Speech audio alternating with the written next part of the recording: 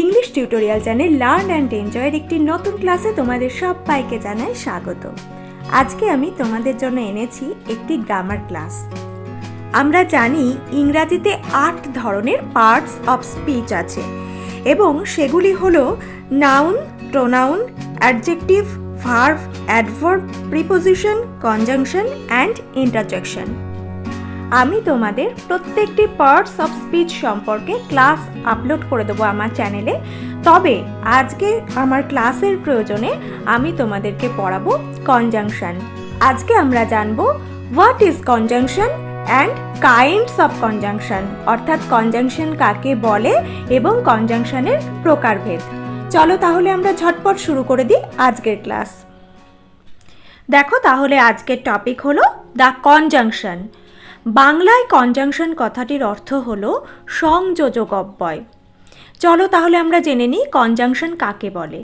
A conjunction is a word or words use to connect words, clauses or sentences. অর্থাৎ conjunction হলো এমন একটি শব্দ বা একাধিক শব্দ যেগুলো একাধিক শব্দ, ক্লজ বা সেন্টেন্সকে কি করে, জয়েন করে বা কানেক্ট করে। এবার দেখো আমরা পড়লাম যে কনজাংশন একাধিক ওয়ার্ডসকে কানেক্ট করে, ওয়ার্ডস মানে শব্দ আমরা জানি। নেক্সট দেখো ক্লজেস। ক্লজেস কি চলো আমরা একটু জেনে নিই। দেখো ক্লজ কি? A clause is a group of words that contains a finite verb. অর্থাৎ ক্লজ হলো এমন শব্দগুচ্ছ যার একটি ফাইনাইট ভার্ব বা সমাপিকা ক্রিয়া থাকে। আমি একটু পরে তোমাদের ক্লজের যে ক্লাসিফিকেশনস সেটাও বলে দেবো। আপাতত আমরা শুধু জেনে নিলাম যে ক্লজ কাকে বলে।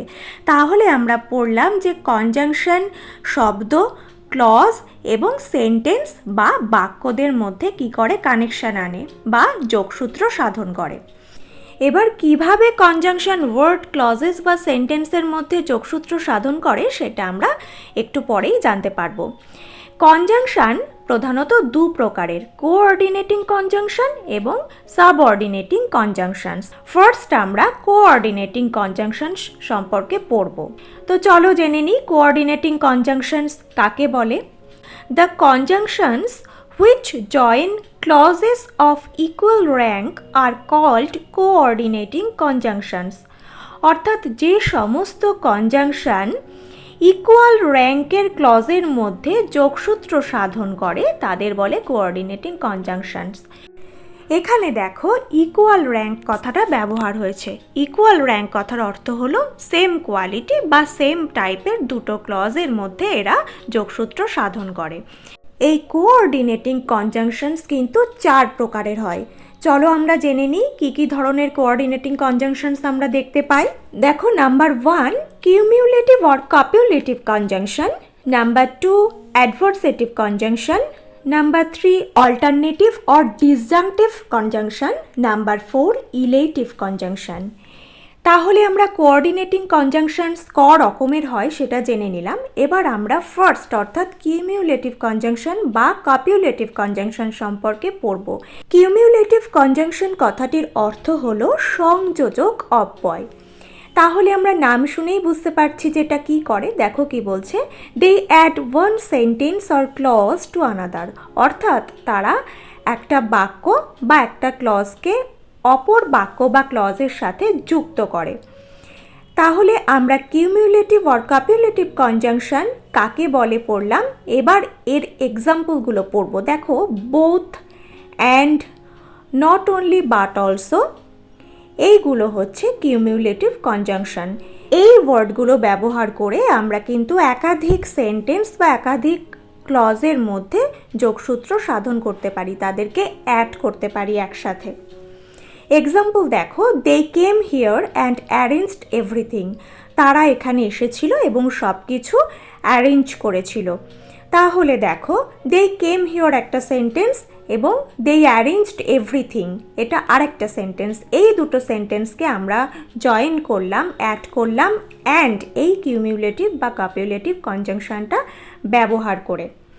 আশা করছি তোমরা এটা বুঝতে পারলে। এবার আমি চলে আসছি নাম্বার 2তে, অ্যাডভার্সেটিভ কনজাংশনস। অ্যাডভার্সেটিভ কনজাংশনস কথাটির অর্থ হলো বৈপরীত্য সূচক অব্যয়। দেখো তাহলে কি বলছে, they express opposition or contrast between two statements, অর্থাৎ এরা দুটো স্টেটমেন্টের মধ্যে পার্থক্য বা বিভেদ তুলে ধরে। এবার চলো আমরা জেনে নিই অ্যাডভার্সেটিভ কনজাংশনস কি কি হতে পারে, অর্থাৎ কি কি ইউজ করে আমরা এই রকম দুটি বিপরীত সেন্টেন্সকে জয়েন করতে পারি। দেখো, but, still, yet, nevertheless, however, এইগুলো হচ্ছে অ্যাডভার্সেটিভ কনজাংশনস। এবার চলো আমরা একটা সেন্টেন্সে অ্যাডভার্সেটিভ কনজাংশনের ইউজ দেখে নিই। দেখো কি লিখেছি, it was a rainy day but we had no umbrella, অর্থাৎ সেটা ছিল একটা বৃষ্টিমুখর দিন কিন্তু আমাদের কাছে কোনো ছাতা ছিল না। তাহলে দেখো এই দুটো সেন্টেন্স কিন্তু অপোজিশন বোঝাচ্ছে, অর্থাৎ বৃষ্টির দিনে ছাতা থাকার কথা কিন্তু ছাতা ছিল না। এই কন্ট্রাস্টটি বোঝানোর জন্য আমরা কিন্তু বাট কথাটা এখানে ব্যবহার করেছি। It was a rainy day, we had no umbrella, দুটো সেন্টেন্সকে বাট দিয়ে জয়েন করা হয়েছে। নেক্সট আমরা চলে আসছি নাম্বার 3, অর্থাৎ অল্টারনেটিভ অর ডিসজাংটিভ কনজাংশনস বা বিকল্পবাচক অব্যয়। কাকে বলে দেখো, they expresses a choice between two alternatives, অর্থাৎ দুটো বিকল্পের মধ্যে এটা একটা চয়েস বা পছন্দ করাকে বোঝায়। এবার দেখো এক্ষেত্রে কি কি আমরা ব্যবহার করি, অর, আইদার অর এবং নাইদার নর, এই তিনটে সাধারণত আমরা অল্টারনেটিভ কনজাংশনস হিসাবে ইউজ করি। এবার চলো আমরা দেখে নিই সেন্টেন্সে আমরা কিভাবে ব্যবহার করতে পারি। দেখো, the doctor must come soon or the patient will die, অর্থাৎ ডাক্তারের কিন্তু এখনই আসা উচিত অথবা পেশেন্ট মারা যাবে। তাহলে এখানেও দুটো সেন্টেন্স ছিল, the doctor must come soon আর দ্য পেশেন্ট উইল ডাই। দেখো এখানে দুটোর মধ্যে বলা হচ্ছে যে ডাক্তারকে আসতেই হবে, না হলে কিন্তু পেশেন্ট মারা যাবে। এই দুটো অল্টারনেটিভের মধ্যে জয়েন করার জন্য আমরা অর, এই অল্টারনেটিভ বা ডিসজাংটিভ কনজাংশনটা ইউজ করেছি। নেক্সট নাম্বার 4, ইলেটিভ কনজাংশনস বা সিদ্ধান্তবাচক অব্যয়। কাকে বলে দেখো, দে এক্সপ্রেসেস অ্যান ইনফারেন্স, অর্থাৎ এরা সিদ্ধান্ত বা সূত্র প্রকাশ করে। কি কি ওয়ার্ড এক্ষেত্রে ইউজ হয়, দেয়ারফোর, ফর, সো, অ্যাজ, এইগুলো হচ্ছে ইলেটিভ কনজাংশনের এক্সাম্পল। এবার সেন্টেন্সে আমরা এর একটা ইউজ দেখে নিই।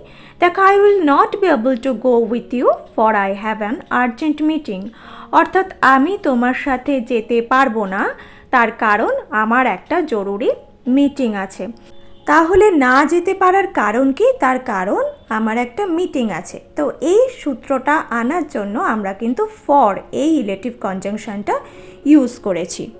এখানে দুটো different sentence, I will not be able to go with you এবং I have an urgent meeting, দুটো সেন্টেন্সকে কিন্তু ফর দিয়ে জয়েন করা হয়েছে। নেক্সট আমরা চলে আসছি নাম্বার বি, সাবঅর্ডিনেটিং কনজাংশন। কাকে সাবঅর্ডিনেটিং কনজাংশন বলে চলো আমরা জেনে নিই। দেখো কি বলছে, the conjunctions that join subordinate clauses to the principal clause of a complex sentence are called subordinating conjunctions.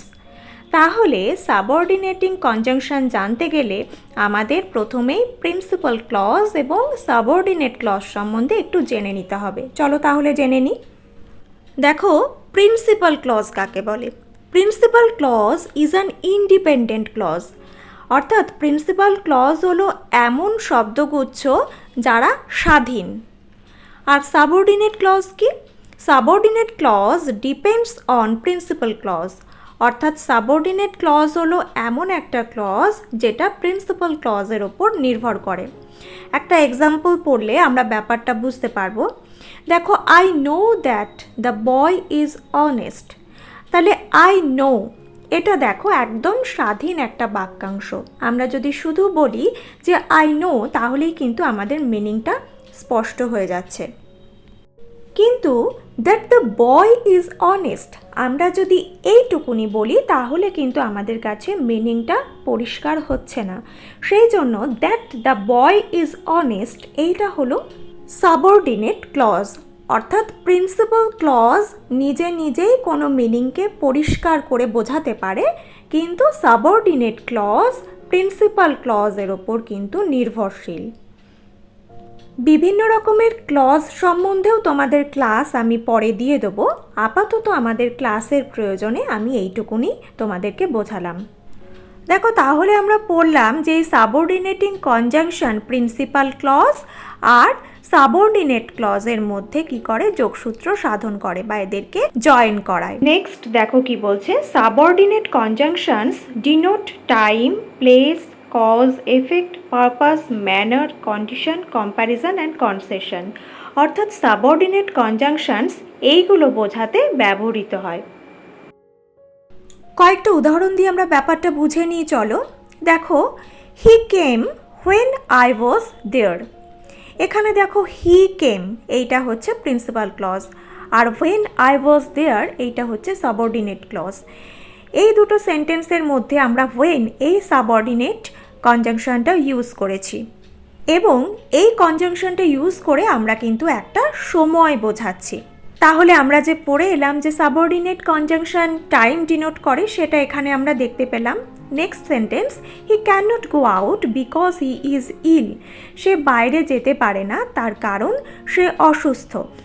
তাহলে দেখো, এখানে আমরা বিকজ এই কনজাংশনটা ইউজ করেছি এবং এইটার মাধ্যমে কিন্তু কারণ বোঝানো হচ্ছে। নেক্সট, দো he is poor he is honest. যদিও সে গরিব কিন্তু সে সৎ। এখানে দেখো, দো কথাটির মাধ্যমে একটা কম্প্যারিজন বা কন্ডিশন কিন্তু তুলে ধরা হয়েছে। এইভাবে আমরা সাবঅর্ডিনেট কনজাংশনের মাধ্যমে বিভিন্ন বিষয় কিন্তু ডিনোট করতে পারি এবং একাধিক সেন্টেন্স এক্ষেত্রে এক্সাম্পল হিসাবে ব্যবহার করা যায়। আজকে আমার ক্লাস এই পর্যন্তই। যদি তোমাদের ক্লাসটি ভালো লাগে প্লিজ লাইক করো, কমেন্ট করো, বন্ধুদের সাথে শেয়ার করো আমার ক্লাসটি। আর যারা নতুন আমার চ্যানেলে আসছো, যদি ক্লাসগুলো ভালো লাগে প্লিজ চ্যানেলটিকে সাবস্ক্রাইব করে আমার পাশে থেকো। যারা ভিডিওগুলি প্রতিদিন দেখছো তাদের জন্য রইল অসংখ্য ধন্যবাদ। সবাই ভালো থেকো, সুস্থ থেকো।